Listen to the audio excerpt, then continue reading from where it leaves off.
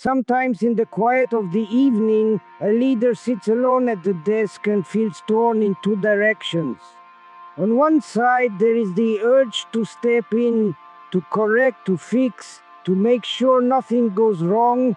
On the other side, there is the fear of becoming a micromanager, of suffocating the very people who should grow and take ownership. Perhaps you know this tension very well. You look at your team and think, if I stay close to them, will they become dependent on me?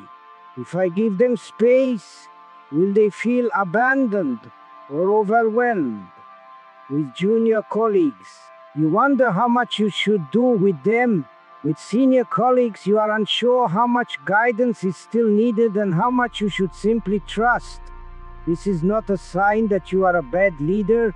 It is a sign that you are a human being, responsible for others, longing to do right by them, and at the same time uncertain where your task ends and theirs begins. Today, I would like us to explore this very question together. At the center of our reflection stands a simple, quiet question. What is truly my task as a leader? And what is the task of the person in front of me? When this question is unclear, we suffer, we may carry anxiety that does not belong to us, or we may demand control over something that can never truly be ours. In both cases, we lose sight of cooperation and mutual respect. Now, let us consider a very ordinary situation. A new team member, fresh from university, joins your team. They are bright, eager, and a little anxious. You give them an important task, and they struggle. They forget small details. They misjudge priorities. They ask questions you believe they should already know the answer to. Inside you, a quiet irritation arises. You may think, if I want this done well, I must do it myself, or why can they not just get it right? If you follow these thoughts, you may begin to take the work back into your own hands. You correct every step. You rewrite their drafts. You hover over their shoulder. The task is completed, but at a cost. Your time, your peace of mind, and their courage. From an Adlerian perspective, we ask, what is happening in the relationship here? The junior colleague may already feel small, uncertain, inferior. They want to prove their worth. Your impatience, your silent disappointment, your quick corrections may deepen their sense of I am not enough. They may then either cling to you and wait for instruction or withdraw and stop trying boldly. Now imagine another way. You still stay close, but you do so as a mentor rather than a rescuer. You say, let us sit together for the first steps of this task. I will show you how I approach it, and I want you to think aloud with me. You explain your reasoning, not only your conclusion. You ask them, how would you start? What information do you think you need? What worries you about this? You do part of the work with them, side by side, not to take it away, but to model a way of thinking. Then comes the separation of tasks. You say, from here on, this part is yours. My task is to support you, to be available when you get stuck, and to give you honest, respectful feedback. Your task is to try, to think for yourself, and to come back with your own proposal before I step in. Here we see the difference. You are close, but you do not carry what must be theirs. You support, but you do not replace. You offer encouragement, not constant correction. The guiding question returns. What is truly my task, and what is theirs? With junior team members, it is often your task to provide more structure, more modeling, more presence. They are still shaping their style of work, their courage, their sense of belonging.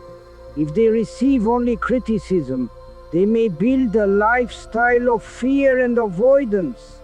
If they receive encouragement and clear expectations, they can transform their feelings of inferiority into a healthy striving. I am not there yet, but I can learn, and I am not alone. Now, let us look at another scene. You have a senior colleague, someone experienced and competent.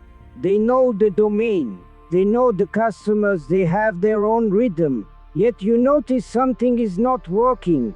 Deadlines are tight, communication with the rest of the team is strained, or there is quiet resistance to change. Many leaders in such a moment feel tempted either to avoid the conflict, hoping it will resolve itself, or to impose a solution from above. Perhaps you recognize the inner voice that says, if I tell them exactly what to do, at least I know it will be done. But in doing so, you treat a senior like a junior, and both of you suffer. From an Adlerian point of view, every person acts with a purpose according to their own style of life. A senior colleague may resist not because they lack knowledge, but because something in their purpose is threatened, their sense of significance, their status, their way of contributing. If you simply push harder, you invite power struggle instead of cooperation. Here questions become your main instrument. Instead of saying, you must communicate more, you might ask, how do you see your role in this project? What do you feel is working well, and where do you feel friction? Instead of insisting, you must adopt this new process. You might explore, what concerns do you have about this change? What would make it feel workable for you? In this kind of dialogue, you again practice the separation of tasks. Your task is to name the shared goal, the boundaries, the responsibilities. Their task is to decide how they will respond, whether they will cooperate, how they will use their experience. You cannot control their inner attitude, but you can invite, listen, and encourage. Notice the difference in your inner stance. With juniors, you stand a little closer, like a guide holding the lamp near the path. With seniors, you stand more side by side, as two adults facing the same horizon, asking together, how can we best serve this team, this customer, this shared mission? In both cases, social interest is the compass. We ask, does my way of leading strengthen the feeling that we are in this together? Do people feel that their contribution matters, that their mistakes are part of learning, that their individuality is respected while our common goal remains clear? Now, I invite us to stay with this central question once more. What is truly my task, and what is the task of the other? When a junior colleague fears making a mistake, it is not your task to erase all risk. Your task is to create a setting where mistakes are talked about openly and used as material for learning. When a senior colleague clings to old ways, it is not your task to force them into obedience.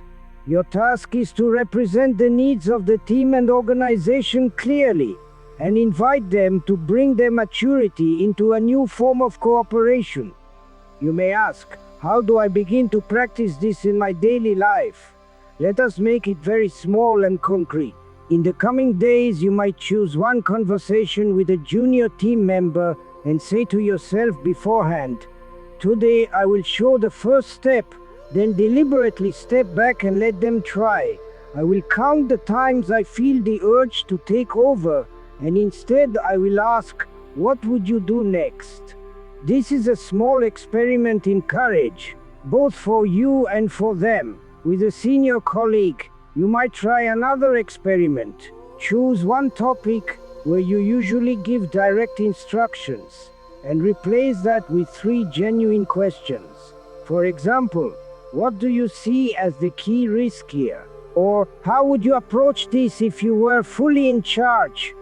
Then listen, really listen, for the purpose behind their answers. These are not grand gestures. They are micro steps, small shifts in how you stand in relation to others. But over time, they shape a different atmosphere. One of mutual respect rather than dependency, one of shared ownership rather than hidden struggle. You may discover that your own feelings of inferiority as a leader often drive you to over-control. When you secretly fear, if they fail, it will show that I am not a good leader. You might try to carry their tasks on your shoulders. From an Adlerian view, the courage to be imperfect applies to you as well. You will sometimes misjudge how close to stand, when to ask, when to step back. This is not a failure of your worth. It is part of the creative process of learning to lead in a human way. The unity of your own self is also at stake. If you believe in trust, but act from fear, you feel divided. If you preach autonomy, but constantly interfere, you feel out of alignment with yourself. As you clarify the separation of tasks, you also clarify who you want to be. You begin to act more consistently with your own values: respect, cooperation, contribution. And what of the team as a whole? A group led in this way gradually learns that everyone has a place, a role, a task that is their own. Juniors grow into seniors because someone believed in their capacity to learn rather than their tendency to fail. Seniors continue to develop because someone treated them not as obstacles or threats, but as partners in purpose. So I ask you gently to carry this guiding question with you in the days ahead. In this moment with this person, what is truly my task and what is theirs? You do not need to answer this perfectly. You only need the courage to ask it honestly, again and again. Each time you do, you take a step away from control and anxiety, and a step toward cooperation and shared dignity. If this reflection has accompanied you in a helpful way, you might choose to return to it or to share it with someone who carries similar responsibilities. And if you wish to continue exploring these questions of courage, belonging, and leadership together, you are warmly invited to stay connected and visit this space again, as part of a growing community of people who are learning,